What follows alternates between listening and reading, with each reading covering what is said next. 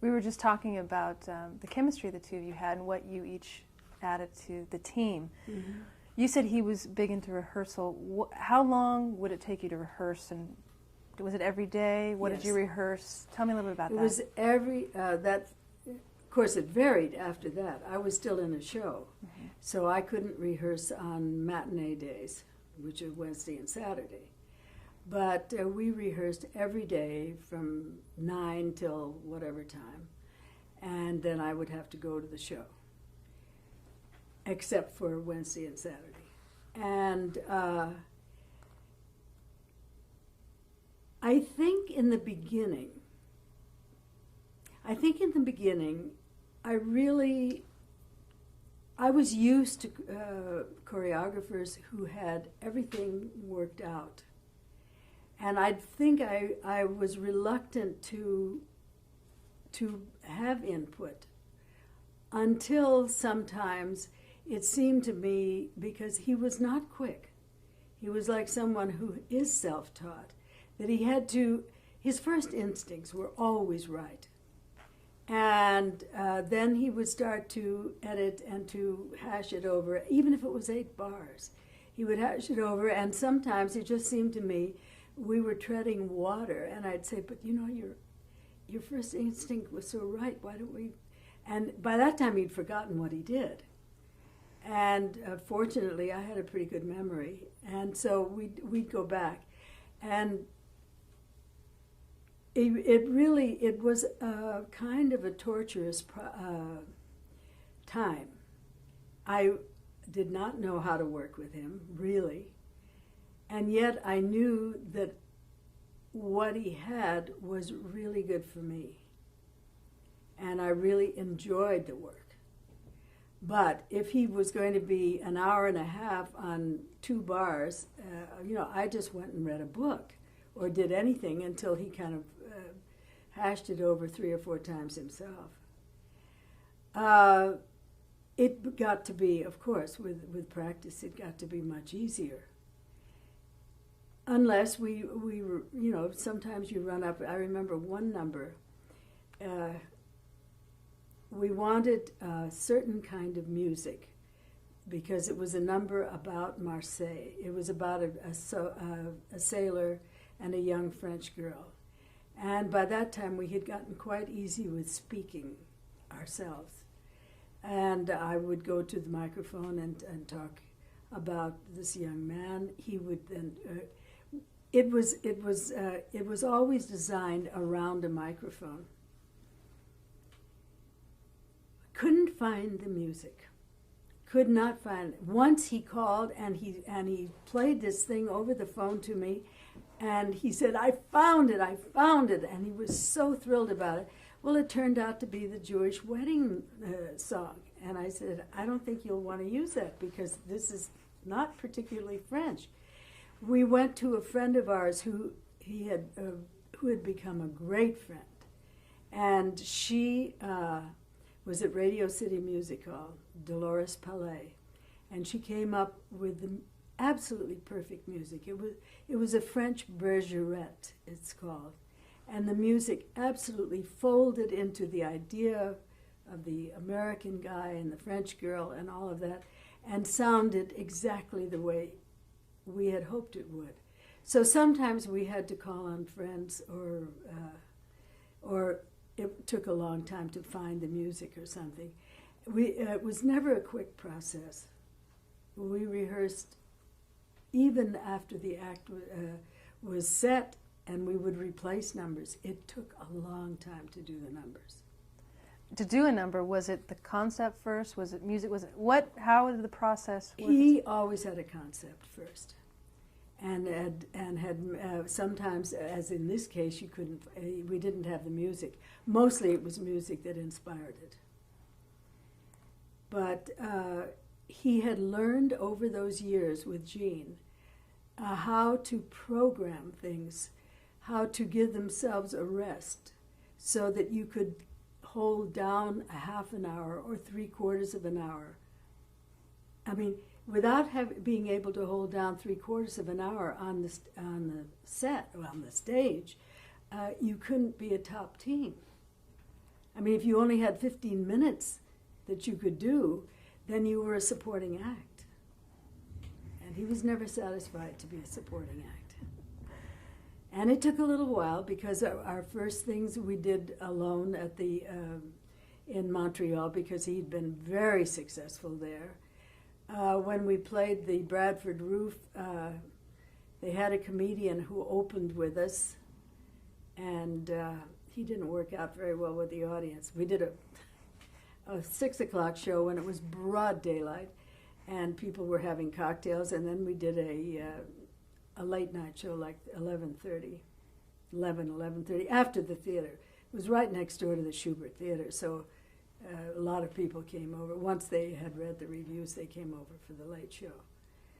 But then they replaced the comic with Lisa Kirk, who was breaking in her act, and we became really good friends.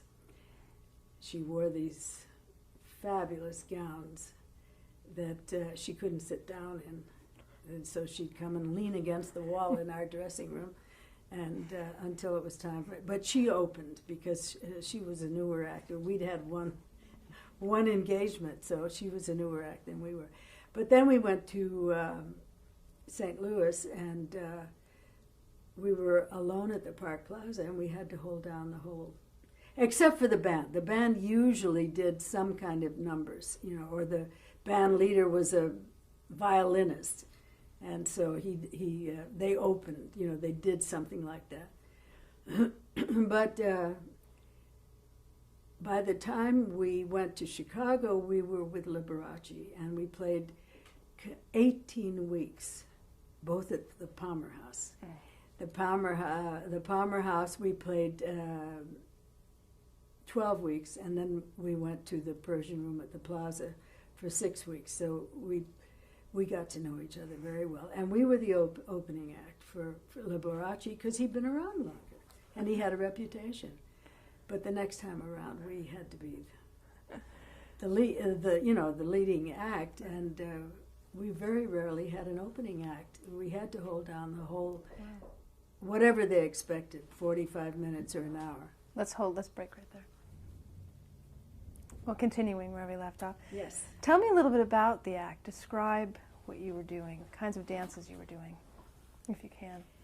Well, it was like a mini review.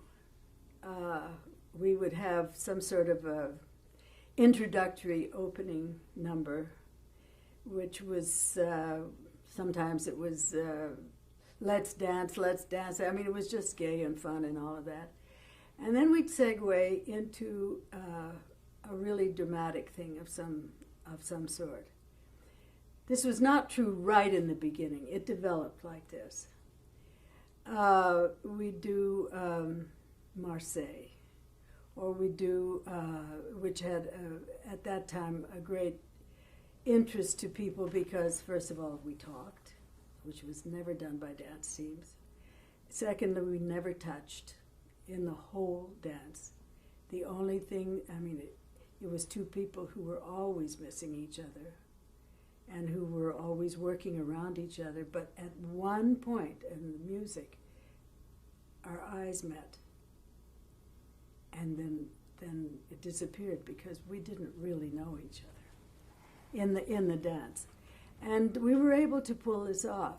Sometimes we'd follow that with something, like County Fair, which is another story dance, but it was the boy and girl next door going to a county fair.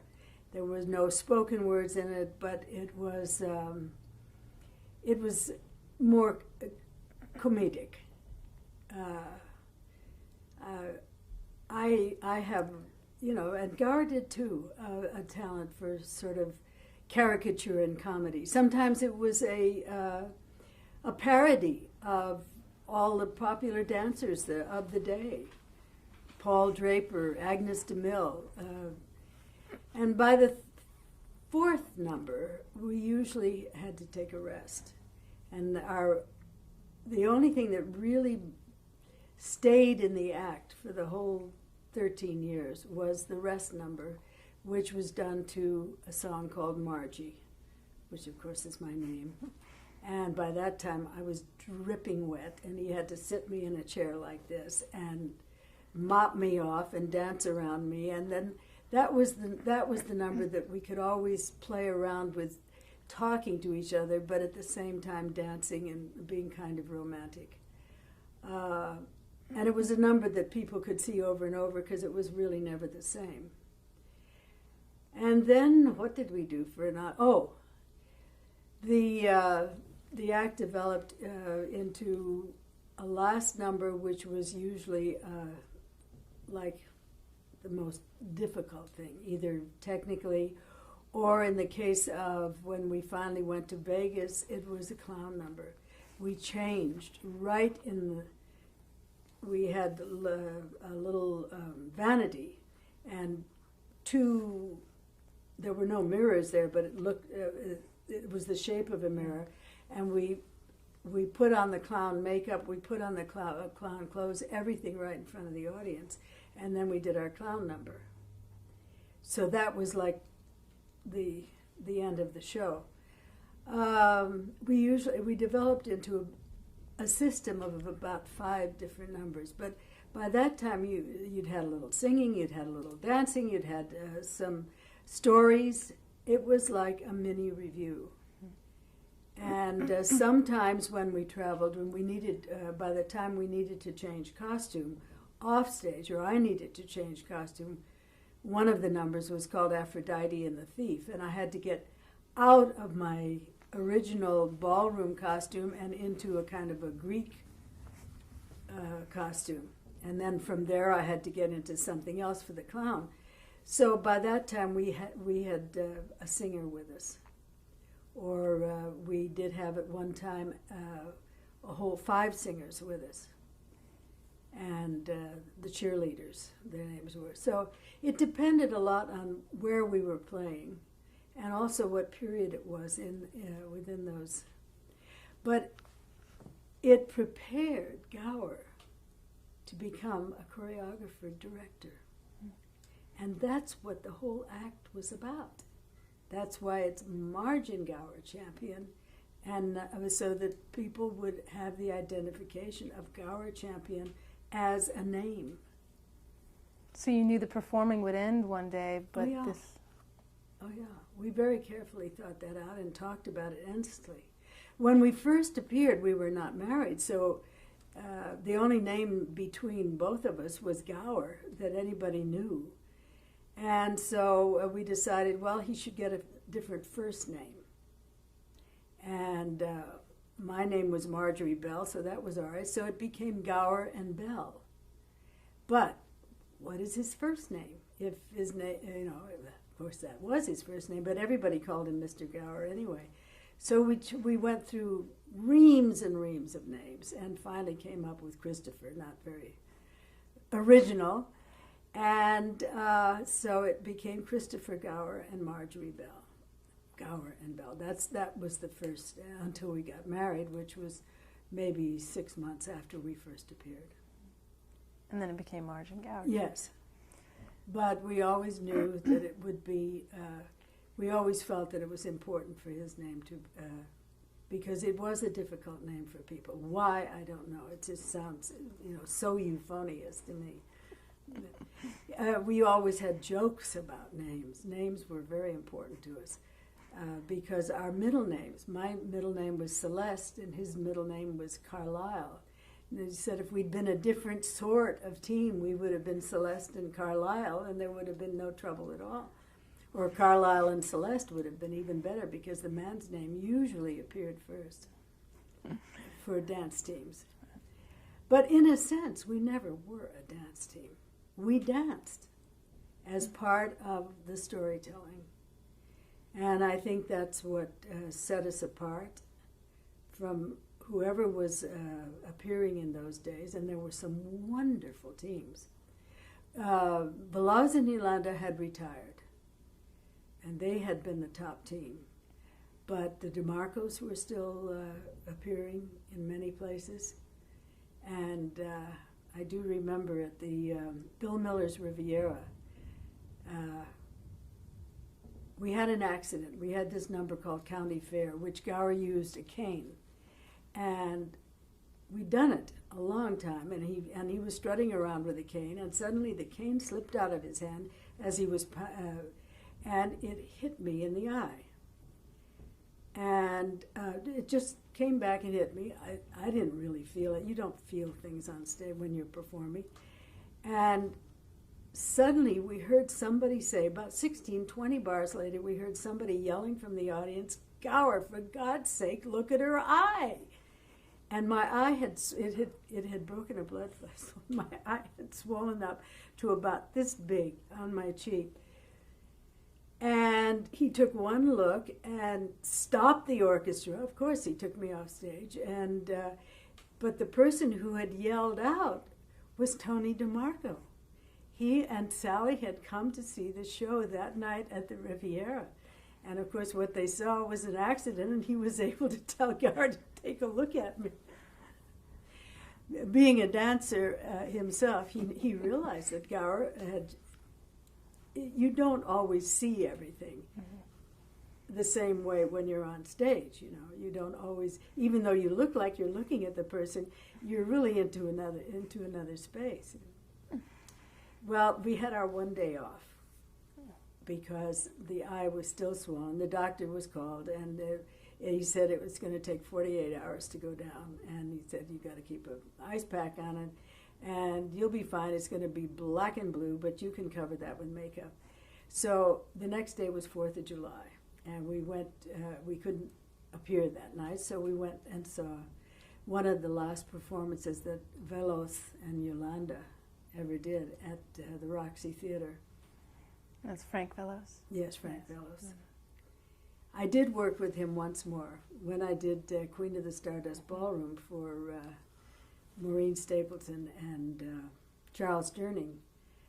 I realized, even though Charles is the most wonderful ballroom dancer, because he's had years of teaching practice with Arthur Murray, that I had to have an assistant, because I can follow very well and I can choreograph very well, but I need to have somebody. And by that time, Frank was, he and Yolanda had a community hot dog stand right across the street from where my kids were going to school. And so we're jumping now to this. This is 1974. This is 74. So. And so I went across the street one day, and after I delivered the kids to school, and I said to Frank, "Would you ever think of, coming around and helping? I'm doing this television movie for CBS, and I really need somebody to work." Well, he was thrilled to death. It meant that for 2 weeks he could be out of the hot dog stand. And so he came along, and he brought his new wife along, and he and his wife, whose name I can't remember, Yolanda was long divorced, but she did work in the stand in the morning, and he worked in the stand in the afternoon. It was the one that looked like a hot dog on La Cienega.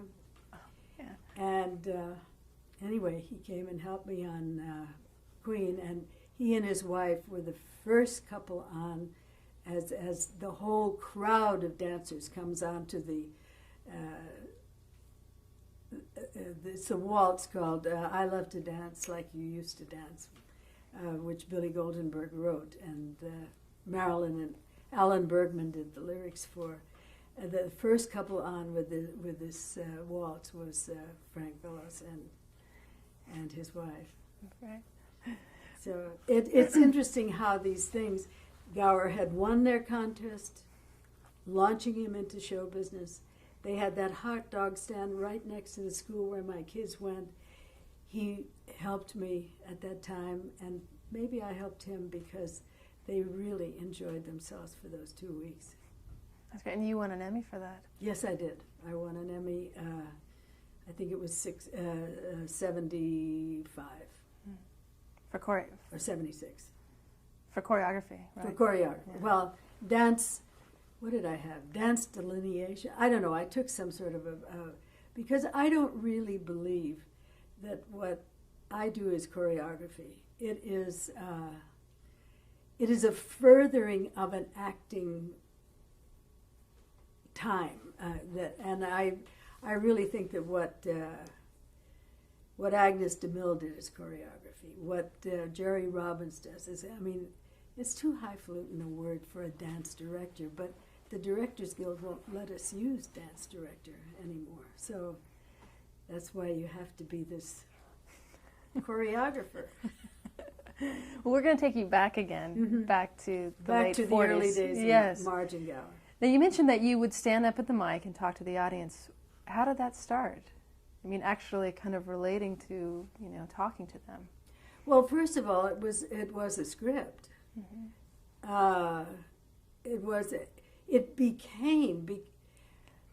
We had one date after we played the Persian Room, after we were married, and we played the Persian Room.